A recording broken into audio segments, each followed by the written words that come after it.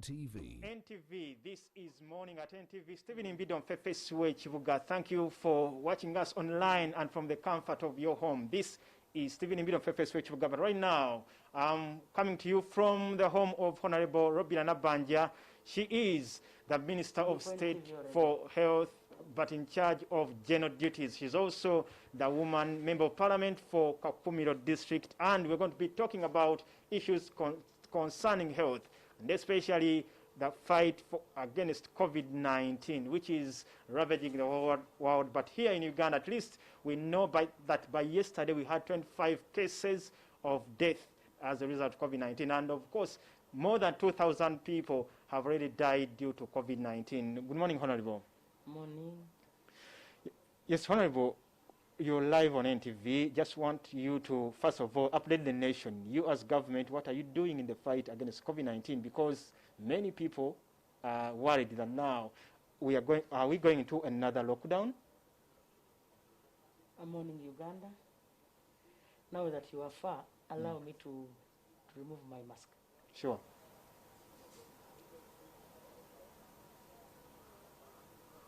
You know the procedure. You remove it and put it in a clean place. I believe here is clean.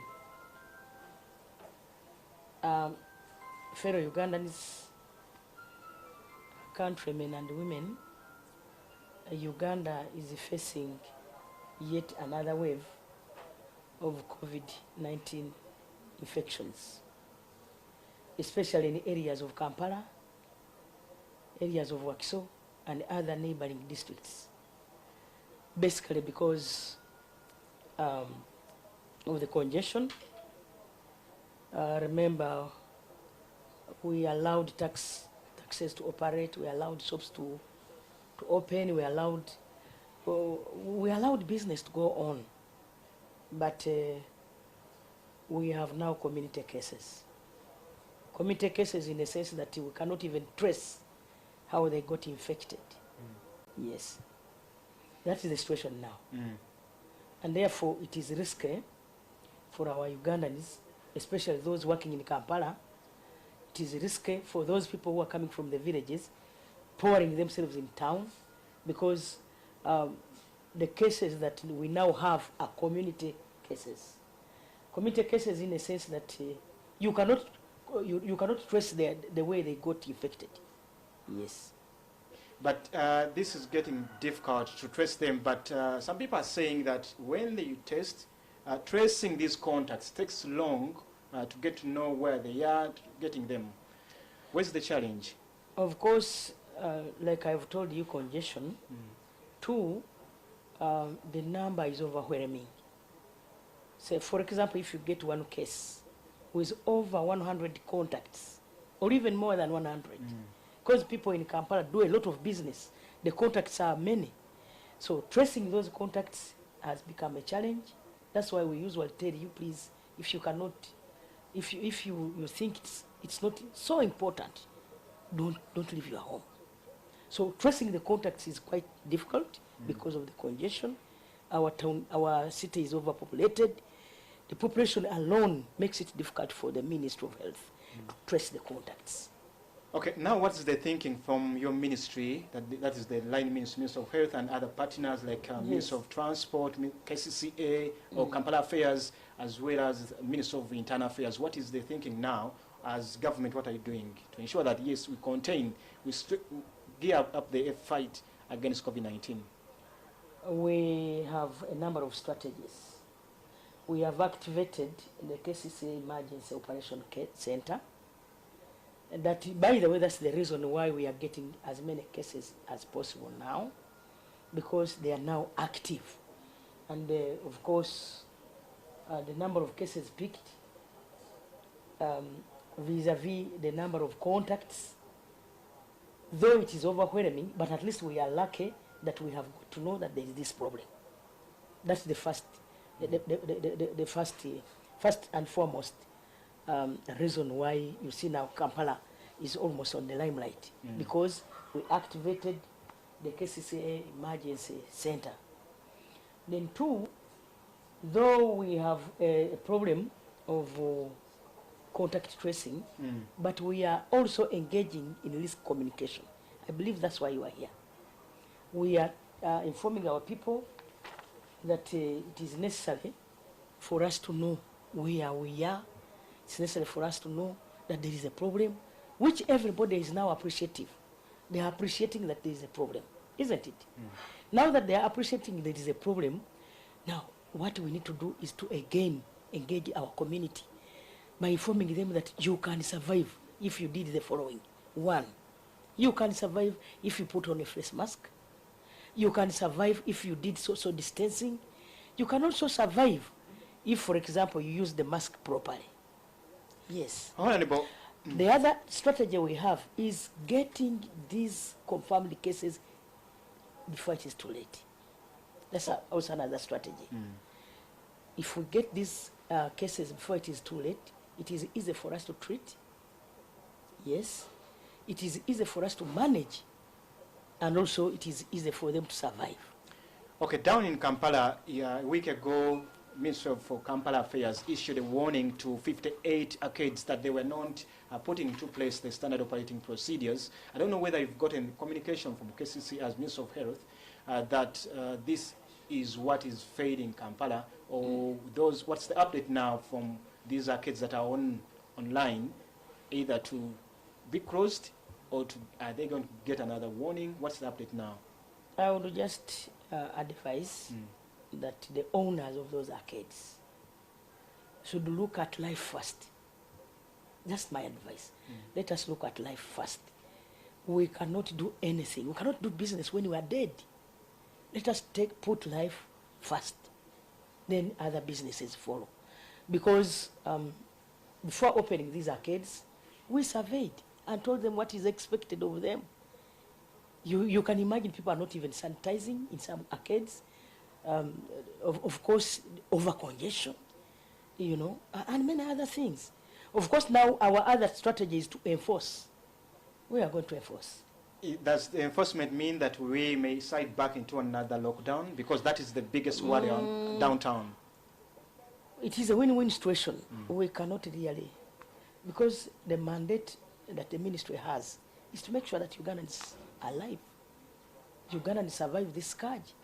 That's our major, our major focus and objective is to make sure that all our Ugandans, irrespective of what, survive this scourge. So if cases continue surging, this is also another option that you are thinking of as government? We may not currently think about another lockdown. That will be a last resort. If things go and we cannot really manage and we see people are starting to die the way it was in other countries, there's no option. There's no option. Let's also but as of now, we are putting in place mitigating procedures. We can still manage if our Ugandan is new. That's why I was chairing a meeting in the ministry. I said, no, before we give other areas in the country masks, let us start with Kampala. I put my feet down as somebody in charge, and we distributed masks in Kampala, Wakiso, and the Mukono, because we know these are really city centers, and this is where we may have a challenge. Everybody in the country comes to Kampala, so we knew by giving Kampala masks, it will have solved the problem of even other areas which are yet to get masks. However, as government, aren't you disappointed that when you do these efforts, like distribution of masks, when you move to communities like in Wakiso, move to Nansana, move to anywhere, you find that, yes, many people go to the LCs, they receive these masks, but they are not putting them on. Aren't you thinking about using other measures or stringent measures to fight this fight? We are involving security now. We're going to involve security, because that is purely an issue to do with enforcement.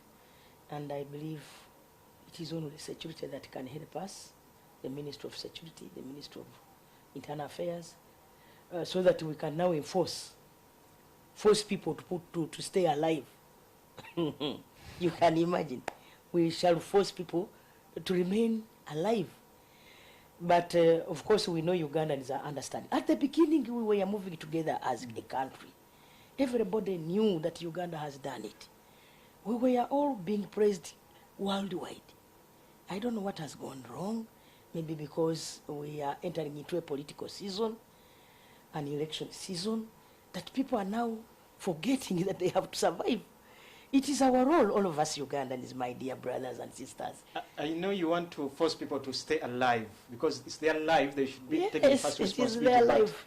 now you see many house parties happening around Kampala, you even see these political gatherings, as you've been talking about. But what is going to be done in this sense? Because, yes, people want to have that social life, but also they want to engage the voters. No, let me tell you, COVID has taken so long, and there is that complacency.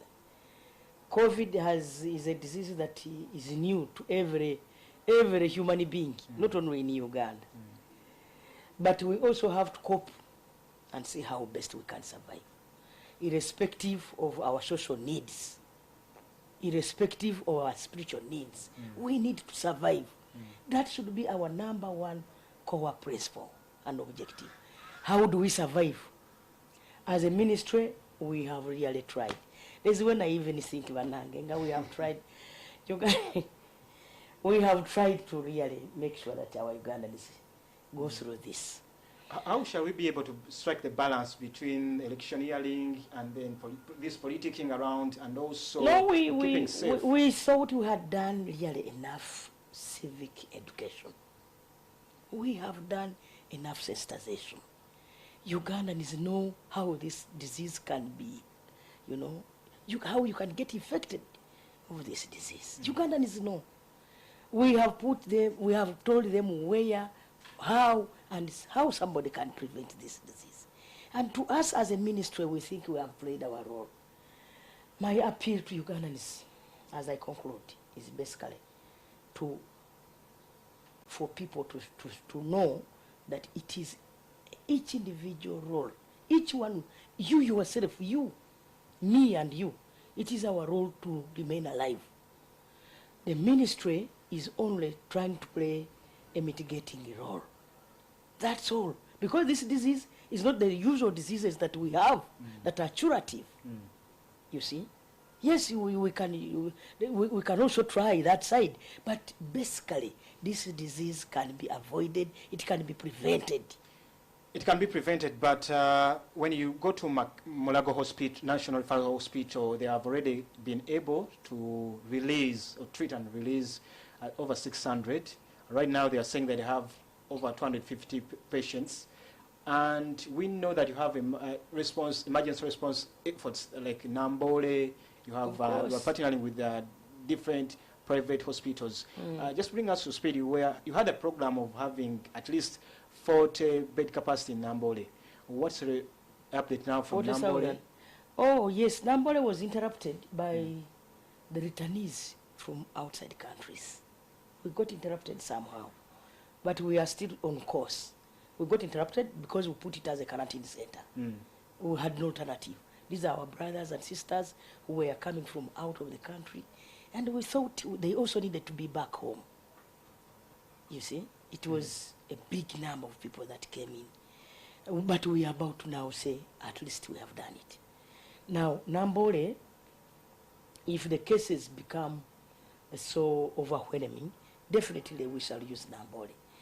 We are also looking at a strategy of having people quarantined in their homes, especially the contacts now in Kampala, the contacts that we have got in the offices. Remember, some people are sick and they are working with other people in the offices. So we are advising, please stay at home. Or if you don't, then you infect all your family members. You infect all your office bearers. Then these other contacts we have got in arcades, in the city center, in Kisenyi, we are also advising that let them stay at home. Let them stay at home. Like other countries have done it. We can do it. We can do it. We only request people to behave. If, say, for example, you have been identified as a contact of an infected person, please help us stay home for the good of your villagers, for the good of your neighbors, for the good of your family. If you don't, then things can go wrong. Okay, Honorable, also someone was asking me as I was coming here that what is being given to these people who are found positive when they go to hospitals, because we know the vaccine is not yet at least been found by their efforts from Uganda Virus Research Institute in Entebbe to find a vaccine, but it's not yet found. What is being given to these patients? And for someone who is staying at home, what can that person be feeding on? What should be away from isolation? What should that person be feeding on? We have technical people already trained to help us trace these contacts. And of course, those that have been identified as contact persons to this already confirmed cases are being advised on what to eat, especially, you know, in order for you to boost your immunity, you need a lot of fruits, lemon, and people are picking up. And it is really promising. Okay, nga tumaliriza Honorable nsaba oyogereko ne banna Kampala mu Luganda ne banna Kakumiro n'abantu bonna batulaba kubanga mmanyi kati Kampala wano waliwo abantu bali mu arcade nga bagala nnyo mu festival bwe banda bangamba nti oyogereko n'abakulu bagaye ogere mulimu lituwulira obulungi nga tulwanyisa obulwadde bwa ssenyiga omukambwe COVID-19 balina kubanga bakola ki obuzibu lirudda mugenda tuzaayo muggalo ebitongo ebyo bifunzefunzeeko mu dakiika ng'emu 2.